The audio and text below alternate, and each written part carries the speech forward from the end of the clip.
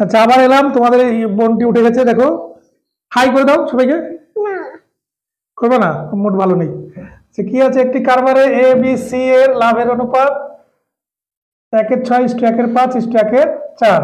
বছরের শেষে 7,400 টাকা লাভ হয়ে সি এর লভ্যাংশ কত?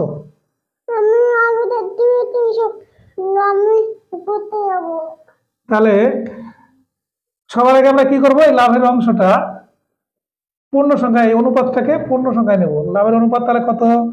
1/6:5:1/6।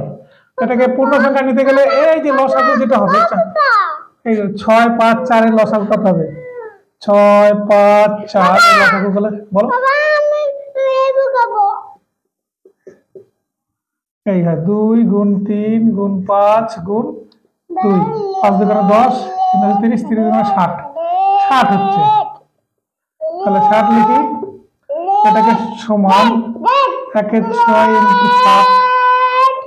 1/5 × 60, 1/4 × 60।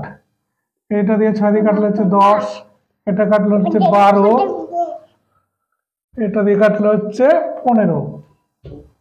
তাহলে কত হচ্ছে অনুপাতটা? 10:12:15। তাহলে সি এর এই অংশটা, তাহলে সি কত পাবে? যেহেতু অবজেক্টিভের অঙ্ক যত শর্টে করা যায়, তাহলে সি এর লভ্যাংশ, সি এর লভ্যাংশ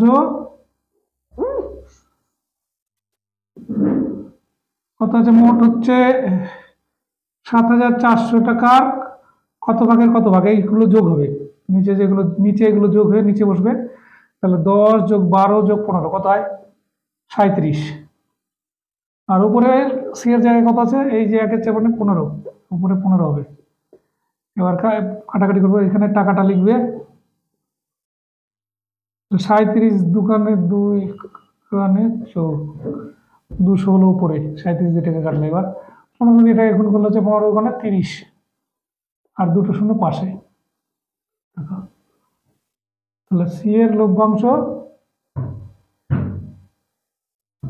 3,000 টাকা।